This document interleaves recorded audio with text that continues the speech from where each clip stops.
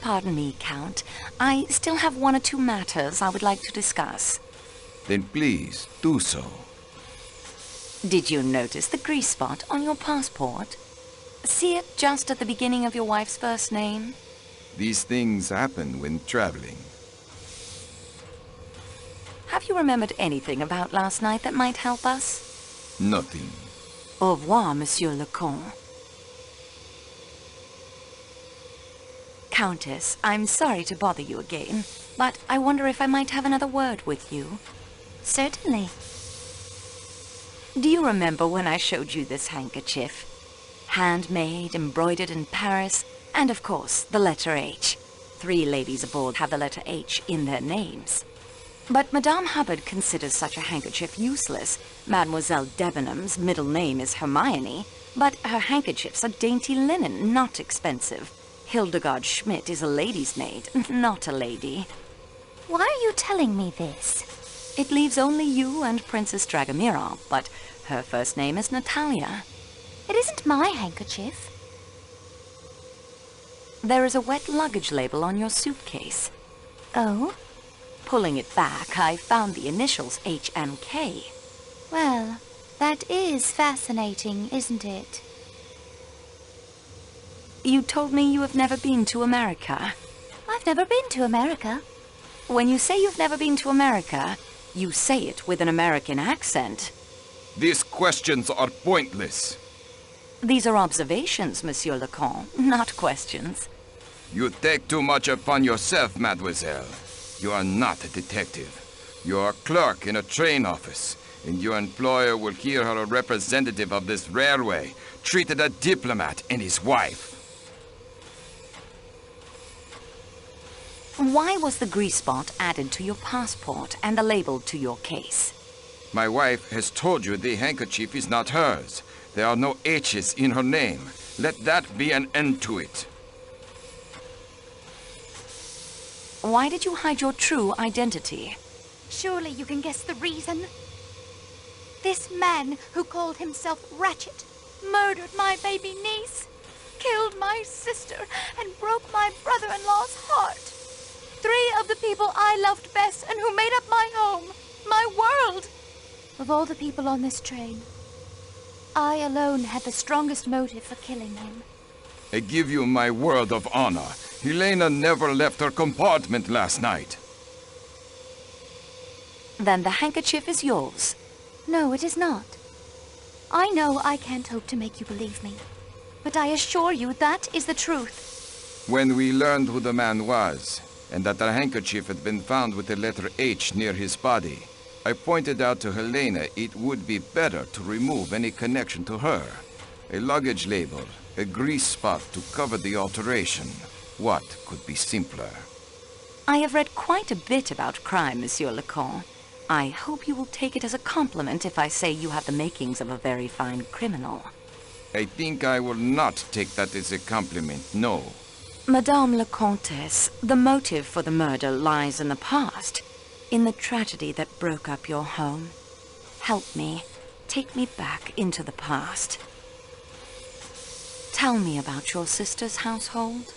What can I tell you? They're all dead! All dead! All dead! Sonia! Robert! Darling, darling Daisy! Curly hair, impossible to comb, that sweet, sweet smile. Tell me about the nursery maid who committed suicide. Suzanne. If she was involved, I'm sure it was innocently. Chatting idly with someone, giving the times of Daisy's outings. What was Suzanne's nationality? She was French. What was Suzanne's last name? I was only a child myself at the time. All we called her was Suzanne. Was there a nurse? Yes, a trained hospital nurse. New Daughter was her name. Did you have a tutor or governess, perhaps? Yes, she was a dragon. English, or rather Scots. A big red-haired woman. What was her name? Miss Freebody, if you can believe it. How old was she? She seemed frightfully old to me at the time, but I suppose she couldn't have been more than 40. I know you were only a child at the time, and that the passage of years changes a person, but have you seen anyone on this train who reminds you of any of those people? No, mademoiselle. As much as I might want to see that swine dead, I did not stab him. Monsieur Masterman, you were once in military service. Yes, miss, but I can't think how you could know. Love's Captive by Mrs. Arabella Richardson. Ah, yes. One of the privileges a soldier retains after he's mustered out. Access to the Royal Military Library. It's quite well stocked. Not all strategy and tactics and memoirs, as you've discovered. What was your regiment? Miss Marceau, I'm going to tell you the truth. My service is, of course, a matter of record. I don't wish to hide it. I'm quite proud of it, as a matter of fact. But it's easily researched, and the connections will be found. Connections? I'm sure you must already suspect. Yes, I knew Colonel Armstrong. I was his Batman in the war, and afterwards his valet in New York. I'm afraid I concealed that fact when you questioned me earlier. It was very wrong of me, miss. I feel better now that I've made a clean breast of it. Would you like to change your story about last night? Why, no. It is as I told you. Do you have anything more to tell me of the Italian gentleman? No, miss, and I hope you're not suspecting Tonio in any way. Tonio wouldn't hurt a fly, and I can state positively that he never left our compartment all last night. Tonio may be a foreigner, miss, but he's a very gentle creature, really. Not like those nasty, murdering mafiosi one reads about.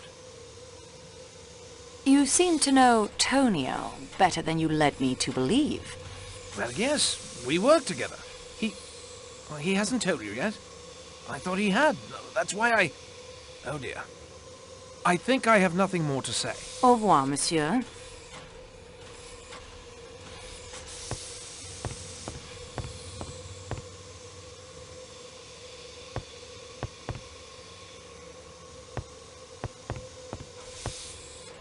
Dr. Constantine? I thought you had forgotten about me. You have further need of my expert advice. I'd like to talk to you about that, yes. Good. Could you give me an account of your movements last night? My movements? Surely, I am not a suspect. But it is absurd. I joined the train at Belgrade. I am the sole paying passenger of the Athens-Paris coach. Surrounded by the working staff. The doors are locked between my coach and the coach to Calais. So, I could not have committed the murder. That will do for now, Doctor.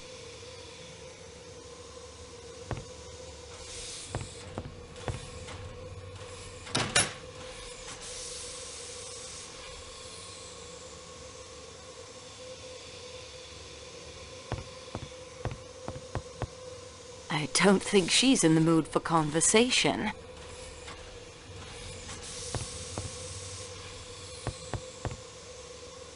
Monsieur Hardman? I owe you an apology, Miss Marceau. You do?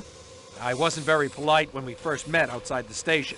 And I came on kind of strong when you caught me going through Michelle's things. There's no excuse for it. Fact is, I've always liked French girls. And that's not a line, just the way it is. That makes my behavior even worse somehow, I think. I'm sorry. Thank you, Monsieur Hardman. I accept your apology. Thanks. So exactly what's up on this train? Seems bughouse to me. To me, too, sometimes. Fire away if you want to grill me some more. Have you done any more investigating of your own? Nope, after you caught me, I figured it wasn't worth it. Snooping around might make me look guilty. I've been sitting tight. It seems obvious the murder is tied to the Armstrong kidnapping. How did you and Poirot get wise to that? That's what I'd like to know. We guessed. Okay, I'll pretend I believe that. You were not the gardener at the Armstrong house, were you? They didn't have a garden. I'm beginning to believe I'm about the only one on this train who had no connection to that case. Have you any ideas of your own about the crime? I admit it's got me beat.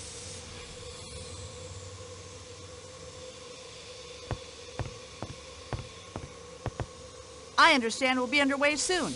Yes, the snow is being cleared now. I'm sorry you'll miss your boat to America.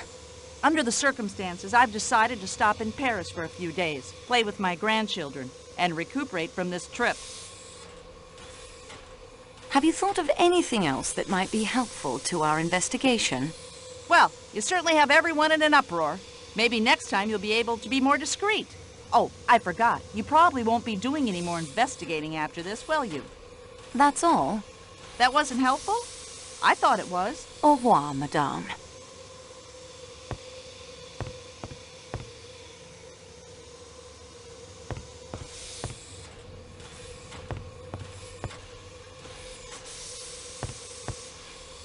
Signore Foscarelli, I'm here for the truth. I think that everyone has underestimated this Signore Poirot, and you too, Signorina. You too. I found a chauffeur's license in your suitcase. Yes, but it is a fact I have loved motor cars my whole life. Selling them, though, is much finer than driving other people's cars. The license is issued by the state of New York. You said you lived in Chicago. Chicago is not in that state, is it? No. Chicago is in the state of Illinois. It will be a point in your favor if you tell me the truth. You talk like the American police. Come clean. That is what they say. Come clean. You were arrested by the American police. Was that in New York? Arrested? No, never. They could not prove anything against me. Don't you think you should come clean, monsieur? It is true. I have not been frank with you. The word frank, it is odd, no? It is a man's name, but I think it is correct here. I am not frank. Sometimes, you know, a motor car may not be perfect, but you must make a sale. So you are not frank.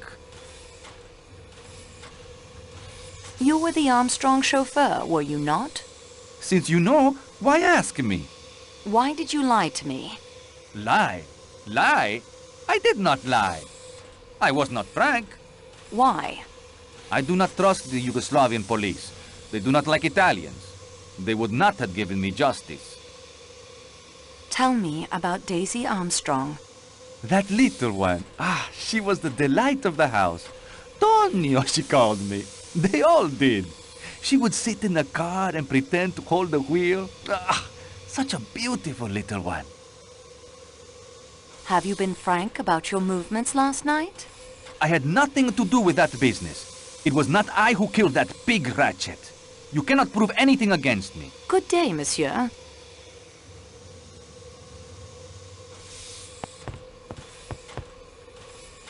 Hello again.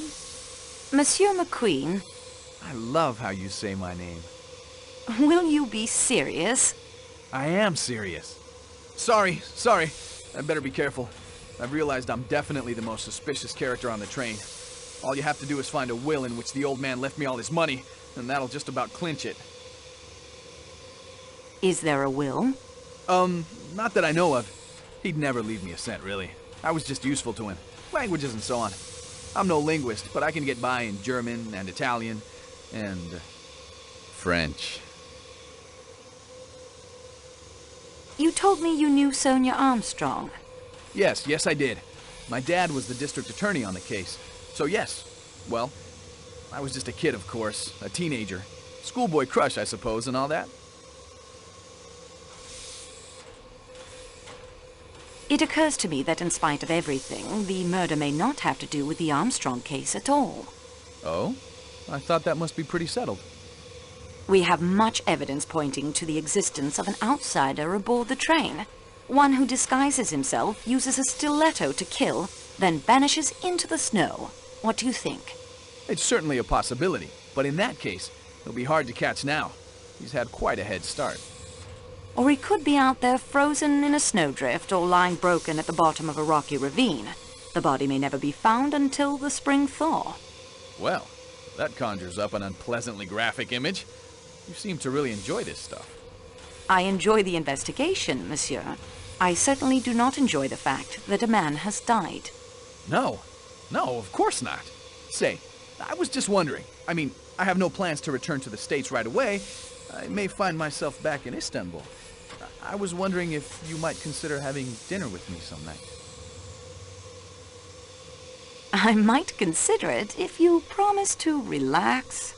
Relax? Sure, you bet. You will? Say, that's swell. You've got 10 times the spunk of any girl I've ever known. Well, had a good rummage through my kit, I expect? Yes, thank you. There is still some information I think you might be able to give us. Indeed? I hardly think so. Is that pipe cleaner one of yours? Don't know. I don't have them monogrammed. Can you tell me how the pipe cleaner came to be in Monsieur Ratchet's compartment? Haven't a clue. Did you go into Monsieur Ratchet's compartment at any time? I've never even spoken to the man.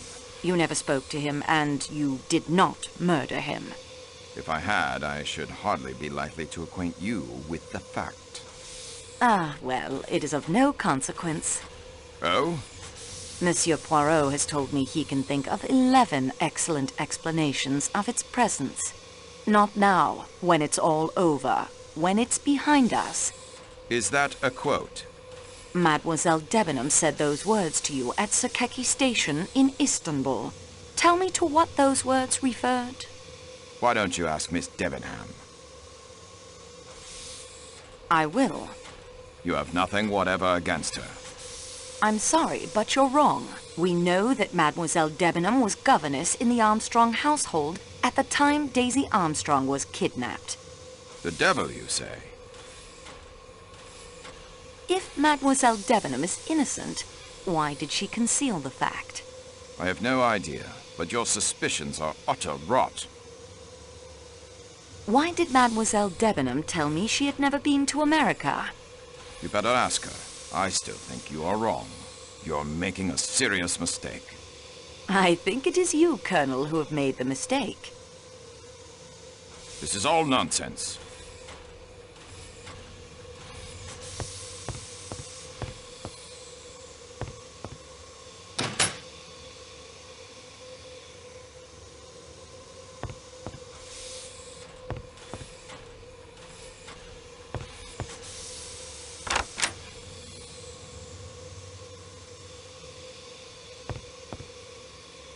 Monsieur Poirot. It occurs to me in spite of everything that the murder may not have to do with the Armstrong case at all. We have much evidence pointing to the existence of an outsider aboard the train. One who disguises himself, uses stilettos to tow, then vanishes into the snow. What do you think? Or he could be out there in a frozen snowdrift or lying broken at the bottom of a rocky ravine. The body may never be found until the spring thaw. I enjoy the investigation, monsieur. I certainly do not enjoy the fact that the man is been killed. And that is everything I have discovered so far. We progress, mademoiselle. Let us see what we can learn. Can we use the ham radio to help the investigation? Oh, but certainement. This is a marvelous stroke of luck. Too often the coincidences, they help the criminal. What a refreshing change to have one that will aid Poirot. I have a friend, Monsieur Louis. His son Barnabas is a boy of much energy and interests. One of these is the radio of Ham, as his proud father reports in the recent correspondence. Young Barnaby can be our eyes and ears in the outside world. His letters to call are there in my valise in the letter from his father. Use the radio of Ham to find out more from him about our current predicament. Oh, he is an invaluable asset, mademoiselle. Do not forget to secure his letters, or you will not have the information needed to reach young Barnaby. This book of Masterman's reveals more than he knows. Love's Captive by the inestimable Mrs. Arabella Richardson, yes. And what does it reveal to you? Beneath that very proper exterior, Masterman is a hopeless romantic. Perhaps. But I fear that this revelation would only be of embarrassment to Monsieur Masterman. It does not advance our investigation. This driving license indicates Foscarelli has been a chauffeur. A not unnatural profession for a man who loves the motor cars. Hildegard Schmidt's recipe box is suggestive. You remember at dinner how she was most opinionated with the waiter while studying the menu? And the label on the box, it is interesting as well. My lady's recipes. Now that suggests that she is accustomed to cooking for her employers. Not a duty one attaches to the lady's maid, n'est-ce pas? Mary Debenham's handkerchief does not match the one found next door. No, despite the middle name of Hermione beginning with an H, I did not think that the expensive handkerchief would belong to her. No, the handkerchief of Mademoiselle Debenham is precisely the type one might expect to find in the luggage of a young Englishwoman of her class. The postcard I found in Greta Olsen's suitcase tells a story. This card, it speaks to Poirot in many ways. Coney Island is, I think, on the Long Island of New York in America. A country she claims not to have visited. Mademoiselle Olsen does not send the postcard to Sweden as she perhaps intended, but saves it as a keepsake for herself. It is not a happy memory, this. A last brief moment in the sun for a family soon to be swept away by the storm. The handkerchief with the H belongs to the princess. I confess I should have remembered that in the Cyrillic alphabet, H is written as N. And she has a strong motive to want Ratchet dead. But are we meant to believe that this elderly woman prances about in the scarlet silk kimono? Or could strike with such ferocity? Schmidt is accustomed to cooking for her employers, as we suspected. And her mistake in how long she has been in the employ of the princess is remarkable. A difference 1/3 less than her mistress claims. 10 years. We must look deeper into this. What course do you suggest? I will radio to Barnaby. A wise decision, I think. Boscarelli was the Armstrong chauffeur. It was a deduction most simple.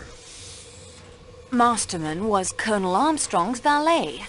And his Batman during the war. Greta Olsen was Daisy Armstrong's nurse. This may explain the zeal with which she cares for her young charges at her mission, and why she never had any children of her own. The nursemaid Suzanne, who threw herself to her death, was French. Oui. To know her full name might be instructive. The Armstrong nurse was named New Daughter. An odd name, that. What nationality do you think? Slavic or Scandinavian? Well, perhaps. I think that the Countess has the most fanciful mind and is quite adept at her word games. She is playing them now. Neue Daughter sounds, I think, only by coincidence, vaguely Scandinavian. Olsen is, of course, authentic Scandinavian. New Daughter. New Daughter. Olsen, old son. It is not yet fact, but it is worth pursuing. Helena Gilbert's governess was an old hag named Freebody. What an unfortunate name for an old hag is Freebody. It is more apt a name for the generation of flippers. Flappers. The fast young women were called flappers in America. Thank goodness skirts are finally lengthening again. As you say. I wonder if during your time at university in England you had occasion to patronize the clothing shops for the fashionable woman in London. No, Monsieur Poirot, not on a student's budget. There is such a shop near my own tailor called Debenham and Freebody, and the description the Countess gives to you is as far from the attractive young woman Mary Debenham as one could hope to get. The Countess recognized no one on the train. Including Madame la Princesse, her sister's godmother? Monsieur McQueen she may also have seen, but he has grown much, of course, and the appearance changes. But a woman of the advanced years of the princess does not change so much, I think. No, I find this lack of recognition the most damning point against the Countess in all of her evasions and lies. So you see now why the Countess's failure to recognize anyone grows beyond suspicious. Perhaps she is nearsighted. If she were the second murderer in Ratchet's room last night, That might explain why she didn't notice he was already dead. You know, at times you remind me so of my good friend Hastings. Merci, mademoiselle. Unfortunately, the report, it is not yet complete. We are now armed with much more additional knowledge than before. Continue the investigation, and do not be afraid to go over the ground you have already covered.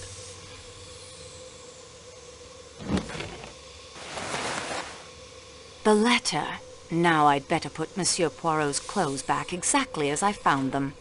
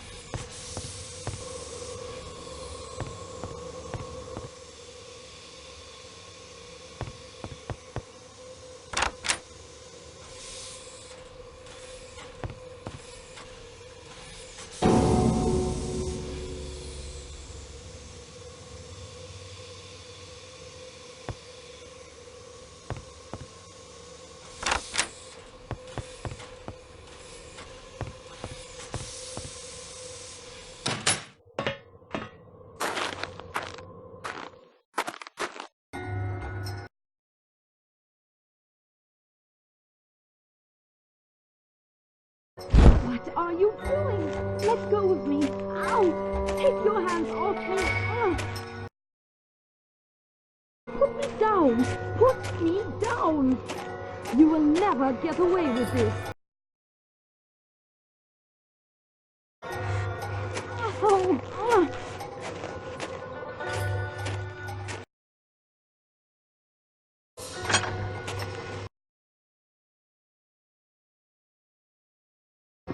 Ow!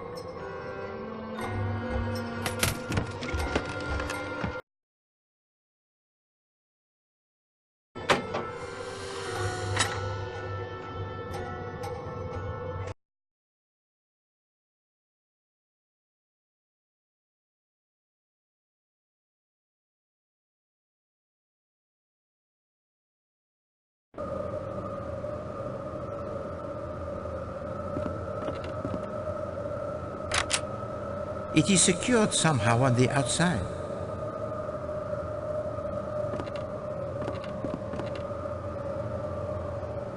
Princess Dragomirov's parasol!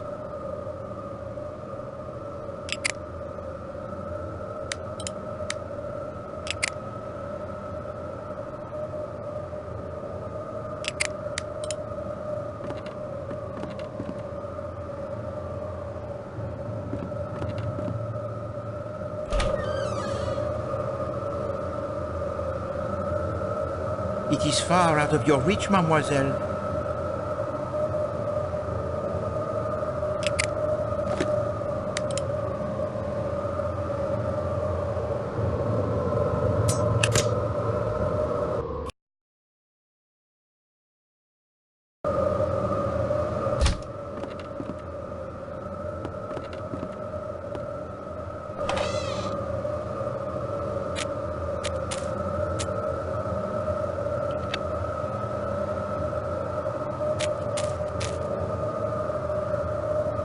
The most generous of kidnappers. Are all your belongings restored to you?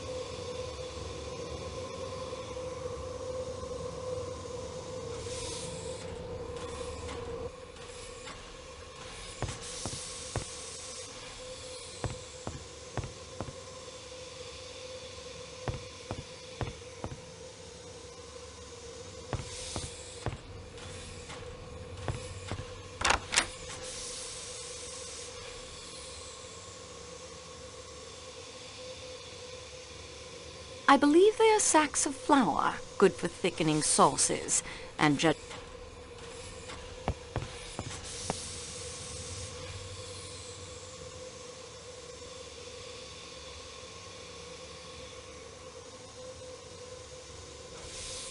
Thanks to a master chef's perseverance, the Wiener Schnitzel and other fell salad.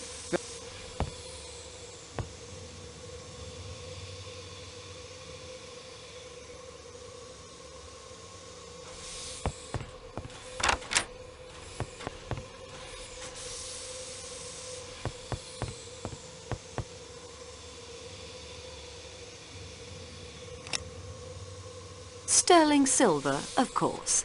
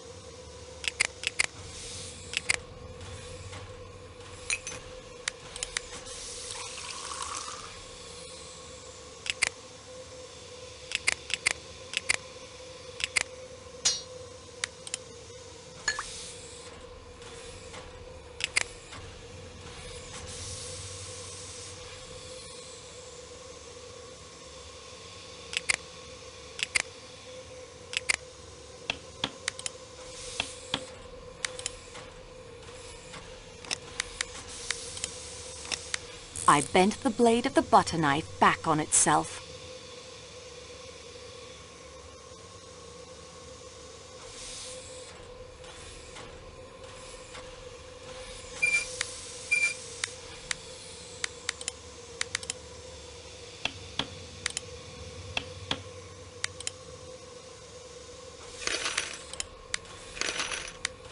A makeshift telegraph key. I constantly amaze myself.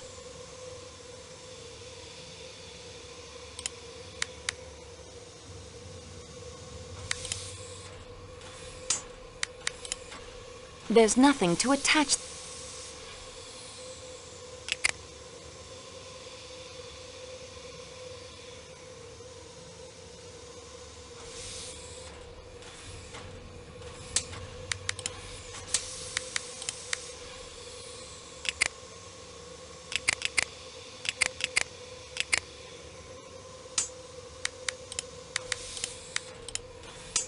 The copper bracelet is now straight with a hooked end.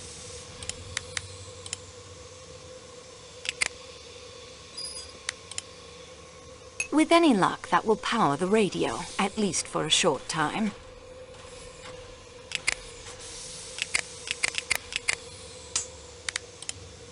There's nothing to it.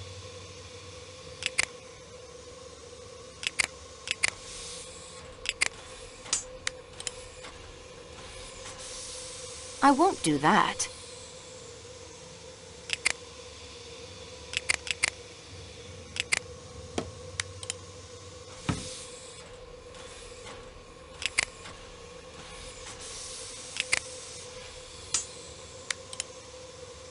I suppose that will do as a telegraph key.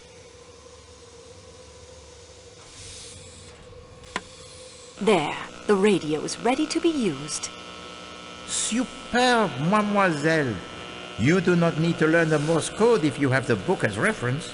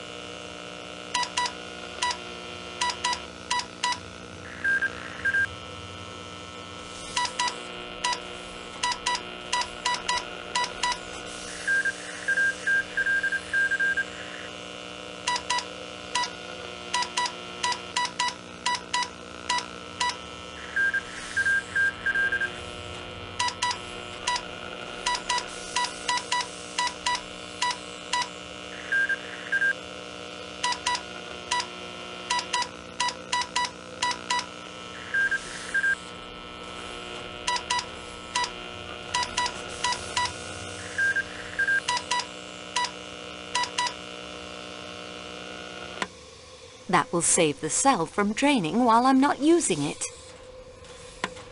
There, the radio is ready to be used.